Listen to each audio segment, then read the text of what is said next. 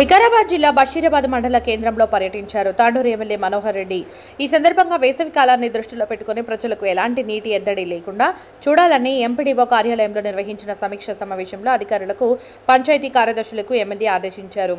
పేద కుటుంబాలకు కొండంత అండా, లబ్ధిదారులకు కళ్యాణ లక్ష్మి, షాదీ ముబారక్ పథకం చెక్కులని పంపిణీ చేశారు।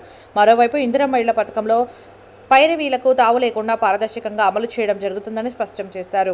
ఉపాధి హామీ పనులపై సామాజిక ఆడిట్లో పాల్గొన్నారు। కార్యక్రమంలో PSCS vice chairman Ajay Prasad, మాజీ జెడ్పీటీసీ శ్రీనివాస్ రెడ్డి, అధికారులు, కార్యదర్శులు పాల్గొన్నారు।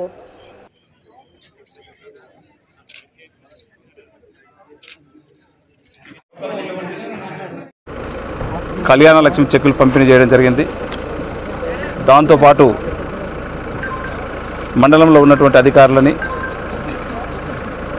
రెవెన్యూ సెక్రటరీలందరినీ కూడా, పంచాయతీ సెక్రటరీలందరినీ కూడా పిలిచి ఆర్డబ్ల్యూఎస్ అధికారులని, ఇంప్రో వాళ్ళనందరూ కూడా పిలిచి వాటర్ సప్లై, ఎందుకంటే ఇప్పుడు వచ్చేదంతా కూడా వేసవి కనుక ఏ గ్రామంలో కూడా వాటర్ ఇబ్బంది ఉండొద్దని చెప్పి అధికారులకు అందరూ కూడా ఇప్పటికే ఆదేశాలు ఇవ్వడం జరిగింది। అదే కాకుండా ఈరోజు కాసింపూర్లో జనవరి 26 నాడు ఏదైతే మండలంలో ఒక గ్రామం తీసుకొని ఆ గ్రామంలో ఉన్నటువంటి అందరూ కూడా ఇల్లు లేని నిరుపేదలకు అందరూ కూడా ఇవ్వాలనే లక్ష్యంతో ఏదైతే ఆ రోజు 26 తారీఖు నాడు జనవరి 26 రోజు అయితే ఆ విధంగా ఆ రోజు ఓపెన్ చేసినామో వారికి అందరూ కూడా ఇల్లు కట్టుకోవాలని చెప్పి ఒకటి అవగాహన సదస్సు పెట్టుకోవడం జరిగింది। దాంట్లో ఉన్నటువంటి లబ్ధిదారులకు దాదాపు ఒక 136 మందికి ఇందిరమ్మ ఇండ్ల ఊరికి రావడం జరిగింది। ఇంకా కూడా వారే కాకుండా ఇంకెవరైనా మిస్ అయిన వాళ్ళు ఉంటే కూడా తప్పకుండా వారికి కూడా సెకండ్ లిస్టులో మిస్ అయిన వారికి కూడా అందరికీ కూడా ఆఖరి నిరుపేద ఇంటి వరకు, ఆఖరి నిరుపేద గ్రామంలో ఉన్నంత వరకు ఇండ్ల ప్రక్రియ నిరంతరం కొనసాగుతుంది। అది ఖచ్చితంగా ఇచ్చి తీరుతాం। అదొకటే కాకుండా ఈరోజు రేషన్ కార్డు లేని వారికి అందరూ కూడా దాదాపు బషీరాబాద్ మండలంలో ఈరోజు వరకు కొత్తగా 3050 రేషన్ కార్డులు ఈరోజు వరకు ఇవ్వడం జరిగింది। ఇది నిరంతర ప్రక్రియ, ఒక రోజుతో ఆగిపోయేది కాదు। ఖచ్చితంగా ఆఖరి ఎవరు లబ్ధిదారుని వరకు, ప్రతి ఒక్కరికి నిరుపేద లబ్ధిదారునికి చేరే వరకు ఈ ప్రక్రియ కొనసాగుతుంది। ఇదే కాకుండా ఈరోజు 3 ఎకరాలు 4 ఎకరాల వరకు కూడా రైతు భరోసా ఇవ్వడం జరుగుతూ ఉన్నది।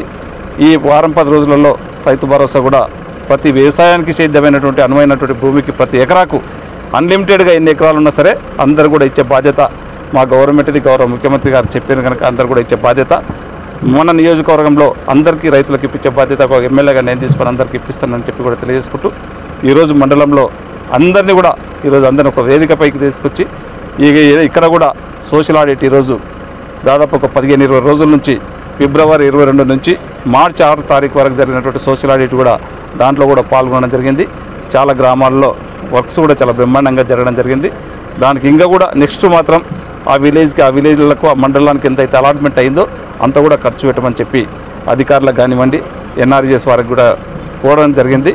ఇంకా కూడా వచ్చే నెక్స్ట్ ఇయర్ ఎన్ఆర్జీఎస్ పైన కూడా ఇంకా కాన్సన్ట్రేషన్ ఎక్కువ పెట్టి ప్రతి ఒక్క ఉపాధి లేని వారికి ఉపాధిని కల్పించే విధంగా పనిచేయాలని చెప్పి వాళ్ళకి ఆదేశాలు ఇవ్వడం జరిగింది। Thank you. ఒక గ్రామంలో తాగినీటి ఇబ్బంది రాకుండా ఒక ప్రణాళిక తయారు చేసుకొని రమ్మని చెప్పినాం।